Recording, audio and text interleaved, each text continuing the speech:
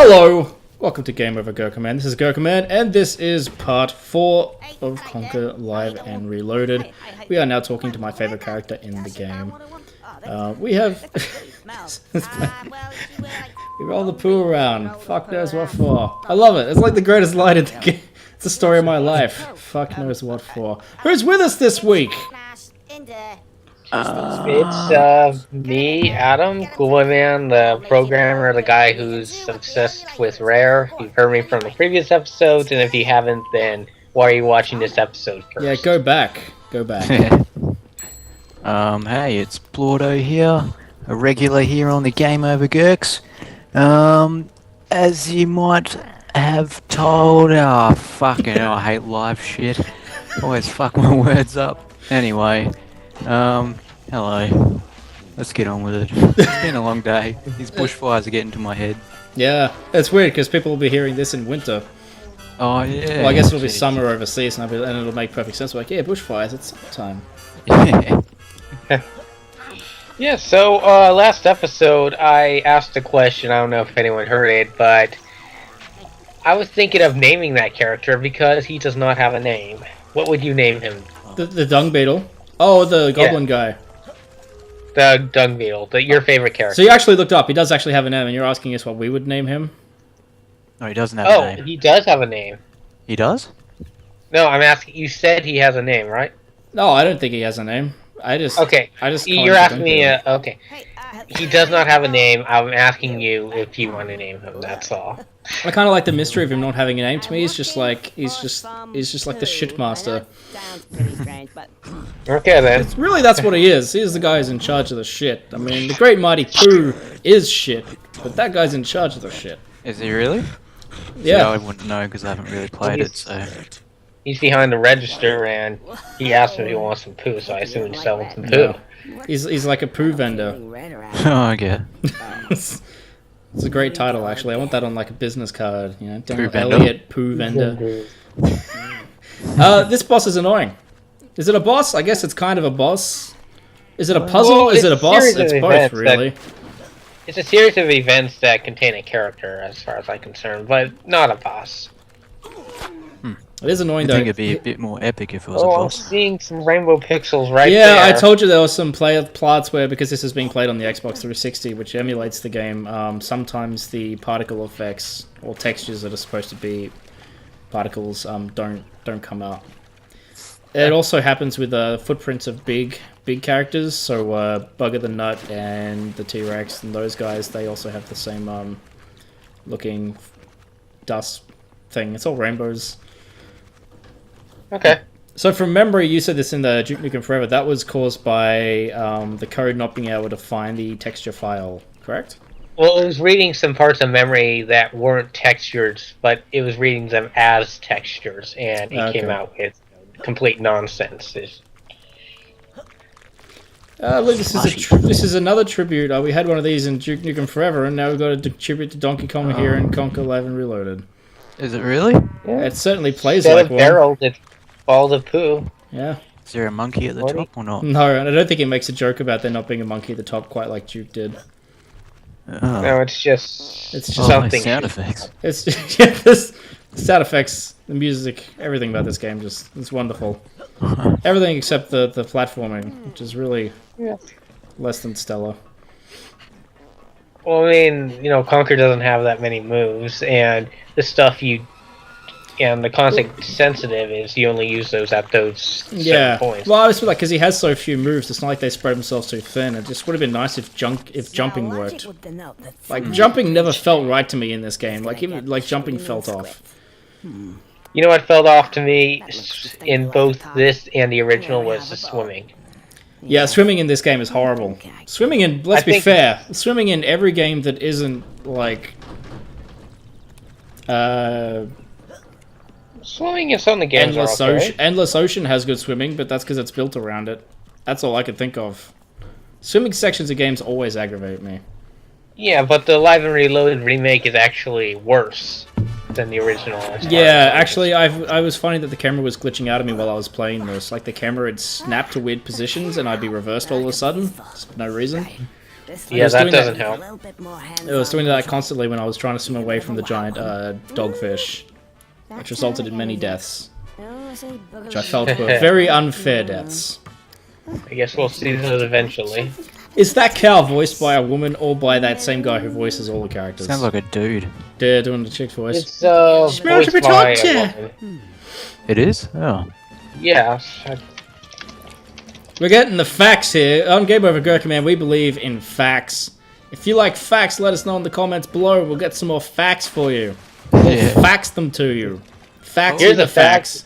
The voice actress, the only voice actress in the entire game, is called Louise Ridgway, and she is an animator for the game as well. Yes. You were here, Sean, right, when we established that no actual voice actors in the game, just the director. Yeah, I think and so. this is actually kind of like what Flash movies were for the first, like, 10 years. Yep. It's just one person voicing everything. yeah, this is certainly how I do all my Nimbin cartoons. It was just me. Of course, this guy managed to sound a tiny bit more varied than I did in Nimbin, but only a tiny amount. Like, you can still tell it's the same guy for all of it, but I think it adds to the charm of it. Yeah, I think they had a bigger budget than what we do as well for our little cartoons and whatnot. I think if they had a bunch of professional voice actors in there, though, it would have kind of taken away from it. Yeah, yeah. A lot of And it more kind of... expensive, of course. Yeah, a lot of it, like the fact that it is one guy kind of reminds me of things like Thomas the Tank Engine and that, which is very British, where it's just that one guy narrating the whole story, and he puts on the voices for the characters, and it always had that sort of like feel to it to me. Yeah. Yeah, I found it interesting. It's like, a parent reading his child a book, and he makes voices for when the characters talk. Yeah. Oh, lovely. She loves it. Look how detailed the asshole is. Jesus. She does love shitting. God damn. Yeah. Like, it's hard to look at, but Yeah. I've seen worse. It's hard to look at because it's clipping through the 3D body. Yeah, that shit too. doesn't work that way. Yeah, there's no collision on the shit particles. No. Or- They're just 2D textures, right? Just drop them. Yeah. No room in the game for 3D shit. Just, I was gonna say something, I forgot what it was. Oh yeah, the whole storybook kind of feel to this. I'm kind of surprised that there wasn't a narrator for the game. Like, it almost felt like you could put a narrator in here, and it would have. Conker's kind of the narrator. I mean, Yeah, if you look at from the beginning kind of point of view, he can just be narrating the whole story himself, but he doesn't. It's true. It's kind of got like a narration without a narration feel to it. Yeah. It's quite peculiar, but this sequence took forever. It suffers from the old rare rule of 3. There's actually supposed to be more to it than this. I think you had to like drop stuff onto the cows. Can't exactly remember what it is, but it's covered in that Conker the King playthrough that you should watch. Well, I'm glad they cut all that shit out. The rule of 3, Sean, is that in every rare game, and especially in this one, you do everything 3 times. Oh, And the first time you do it once, and the second time you do it twice, and then the third time you do it 3 times. So all up, you end up doing it 5 times. Oh, yeah. That would So be this sick. guy, does he appear Oh, yeah, it would more be than once, sick. this guy, or? No, but the first time you the first time you ram him into that cow, you do it once, and then she gets the shits and go there. Then the second time you have to ram it twice before she goes there and shits. And the third time you have to ram it 3 times before she goes there and shits. And then another fucking cow comes out, so you do it 3. Oh, 3. God. And it's just like, it ended up taking ages. Like, it's... Oh, There you killed go. her. Yeah. Technically Yeah. 9 times. You gotta hit it once so it spins around, and then you gotta hit it again Yeah. so it dies. And there's all these steps involved in the process. It's... So that's 9 times. And if you count that right there, that would be 12 times. And Yeah. then you have to get him to hit the wall 3 times. That would be 15 times. Yeah, so as you can see here, for a game that was all about streamlining the platforming genre, it still had quite a bit of padding. And these are the sort of gameplay things I get pissed with, because like you're doing the same thing multiple times, but it doesn't get any more difficult. Nothing changes. You're just doing it more times for the sake of doing it more times. Yeah. Yeah, I noticed. Repetitive. I noticed that like early on, even like back when this game was out, that it just felt like, okay, let's just do this a few more times just to pad out the game and make it Yeah. artificially longer or something. Yeah, I can't stand that sort of thing. I also get You're annoyed. not doing- Yeah, I'm not doing too well, and I edited a lot of this out. It's just, it's not that it's hard. The ball handles like shit when you're on him, which is fine because it's supposed he doesn't want you on him, so he's allowed to handle like shit. That's fair enough. But it's just a frustratingly long sequence where it's tedious. It's a tedious sequence. It's the term I'm looking for. It is. And sometimes he doesn't look at you, and Yeah, the AI is okay, not the well, best he did either. that time. He did that time. Sometimes you get lucky. Oh, the old prune juice. That's for all the grandmas. Ah! Oh, prune juice. It tastes so good. I've never had prune juice, and I don't think Sounds prune. disgusting. I don't think prune juice is big in America.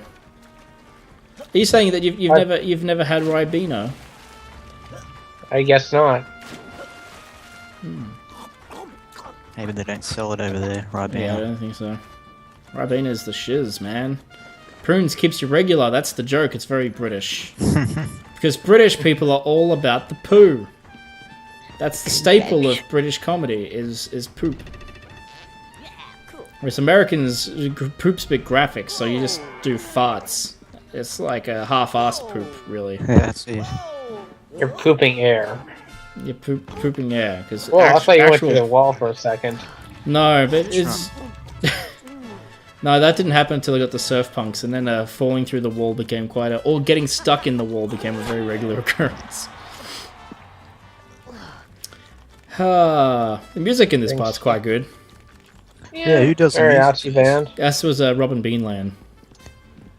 Don't. Robin Beanland, it's like a lot of the soundtracks in this game, they really sound different from each other. And Yeah. it could have fooled me back then. I thought that maybe possibly they used MP3s for some of the... No, that was... some They of the were music, pushing the but they- MIDI as far as they could on the system. Yeah. But later I discovered when I hacked the game that it was all MIDI files, and I found that impressive. Doesn't sound like MIDI at all. Oh, not for the No, 360 Conker's version, they faster actually reorchestrated all of the music, which is okay. why it sounds great. This is MP3. Or it'd be a WAV even. I keep forgetting this is not the N64 version, even though Oh. the graphics are... Oh god, if the Nintendo 64 could You do know. this. Yeah, I've played a lot more of the N64 one. For instance, you know, the multiplayer is better, as I said before. And, you know, back then, sometimes I just like to explore the levels. I didn't have, like, any goal in mind. I just tried to explore the models and, you know, just Yeah, try to see theorize things out. why the game designers did this, even the smallest, most meaningless parts of the model. Are there any like secrets hidden away in the Conker's Bad Fur Day ROM that you found that are interesting? Rare games always have well- interesting things locked away in the... Well, I was trying to find some 12 Tales stuff in the ROM, and unfortunately most of the stuff was wiped, and they just used the core engine from it. They didn't just build it off the 12 Tales game itself. They just used the engine. But, I think about 6 months ago, someone released a beta of Conker's Bad Fur Day, and oh my god, that had some cool stuff in there. Like genuinely You know, cool 12 or Tales like... stuff? Yeah. No 12 Tales stuff, just unused Conker's Bad Fur Day stuff, as far as I'm concerned. So that's where the Grem talking about catching all the Pokemon was in that? Yeah, it was, but the cutscene was incomplete. There was like, when the Weasel was hitting the Pikachu, there was no animation, but it showed the camera shake effect and the sound effect, but he was just standing there. It's beautiful. And you can see Pikachu's tail, you can't see its body, but I can understand why they did that. And there are some unused models, and there's actually one, I think has index number 3E, and it is the second biggest model in the entire ROM. And I cannot load it for the life of me, and the indexer of that is called Spooky Multiplayer, which is also interesting because when there's you can actually play as Count Bacula's bat form Oh, when you use like Game Shark or something like that, which made me theorize that there was originally something planned, and there was the head text that was spooky, I think, still in the game somewhere that my friend found, who actually cares more about hacking the game than me. Oh my god, how long did I go on for that? Yeah. Hey, I feel all my Lots of brain just interesting- exploded. Yeah. Speaking of interesting, this is the worst part of both games. Looks really yummy. Oh, they It's didn't give you a chocolate, right? tutorial there? They're supposed to say, okay, Oh this wait, is no, the- that's in Bats Castle, isn't it? The terrible swimming's in. Where's the Bats No, Tower, no, or is it here? the poo blenders. That's like the worst part. Oh yeah, there's Even just. Oh. if they touch 1 pixel of you at all, your body is sliced in half, which makes no sense. Yeah, you know that sequence in Clanker's Cavern, Sean, where you have to go through the blades and you need the invincibility? Okay, well imagine Yeah, but that. it's not instant kill. It's not. No, that's what I instant kill. mean. Like, imagine that if it was instant kill and you didn't actually have to be anywhere near the blades for it to kill you. Well, that's Oh, okay. bullshit because when you die in the original, you lose all your nodes. So, you know, that would have really pissed a lot of people off. Yeah. Yeah, well, it pissed me off in this because, I mean, they were supposed to fix it, and all they did was, like, change the camera a bit. I'm like, no, you fucking slow the blades down. That'll fix it. Don't have the blades fucking I'll still just going get rid of turbo. that part. It's not fun. And what sucks about that part as well is if you go through there, and you don't have enough money, I have to you go don't back know again. until you go through it. So Yeah. you have to go back and then get more money and then go through the whole process all over again. God Yep. damn it. Yeah, if you don't get the money when you're supposed to in this game, but kind of like going backtracking to try to find it would be a fucking night. Is a That's fucking Yeah, they Probably should have nightmare. put the toll booth before the blenders. Yeah. That would have been better, but whatever. Yeah, it's a bit of a dick Okay. move, Rare. Dick move. Was that bad game design, or was that you just guys being like, you know what, it'd fucking piss people off if we did this? No, that was just bad game design. Even Rare does it. I mean, I believe they did many, many good things in here, but that's one of the parts I disagree with. And I don't know where you're going. I don't know where I was trying to. I couldn't remember where I was supposed to go. You're supposed to swim Yeah. through the diarrhea. Back out. Yeah, good. Here I go. It's just like, no. No. I'm going back. I'm going back in. Yeah. And multiplayer in this game was pretty good. It is weird that there's like a big Spooky model, because there's nothing in the single player campaign in Spooky that's particularly huge. What do you mean? You can't get those models and like load them into like 3ds Max or something? That Oh, isn't how I it tried works? extracting it, but I couldn't quite make it out because the textures aren't embedded into that model. So I just had like the geometry for that, and I couldn't really make out anything at all. Oh. It's just So like a I big just pretty thing. much gave up on that for Interesting. now. But it's the second largest model in the game, and it needs to get found out. What is the largest One of model in the infused game? models was actually something called Mole Hut, and I think it was like it kind of looked like not Mole Hut, Mole Hill, but basically you were in some metal house or something like that, and there's this long underground path with dogfish or something in it, and some of the geometry is fucked up, and some of the textures are missing, of course, and another is a maze part of the Bats Tower chapter, which is not very well made, but of course it's beta, so other than that, they just probably said screw it later on. Well, Bats Tower does have its fair share of problems. Oh yeah, it does, but it's just interesting. Hey Sean, are you enjoying me watching me roll the poo? It sounds delightful. That sound is beautiful, isn't it? Does it have that in the original, those sound effects? I think so. Yes, they do. And here it's interesting because Conker doesn't wear gloves here. Oh, He but did in it the N64 64 one, he does. did. wow, just those sounds just gives it that. You can just Well, I guess that's feel what it. it sounds like. Nice shading on the poo too. It looks lo- nice on the poo. It is nice looking poo. Is that progressively getting bigger, or is it just Yeah, it Yeah. is. Unfortunately, it also clips through all of the... But I guess that's good, because if it didn't clip through that, pushing it up here would be a fucking nightmare. Oh shit. Yeah, fucking Oh, Beetle back stole then. my shit! Uh oh. Well, hopefully you didn't knock that off. No, I don't think it did. Yeah, if the poo falls from a great height, it breaks.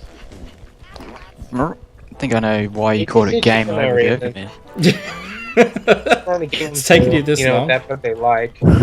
That's the other thing that confused me. This poo want the tower long has way. 2 separate spirals on it. Yeah. I always forget which one's which. Shit. I fell off the top one onto this one. But you're right, Sean. That is why it's called Game Over Gerkinman, and it's because I fell in the poo.